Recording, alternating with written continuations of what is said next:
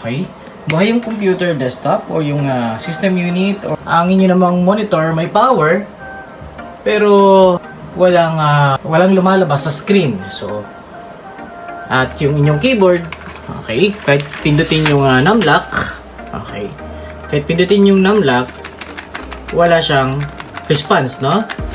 So, kung gano'n, kung pareho tayo ng problema, sa ganitong klase ng problema, ang unang-unang laging chinecheck ay ang ating RAM or memory card. Kailangan linisin. Out of 100%, 80% ang may problema dyan is yung ating RAM.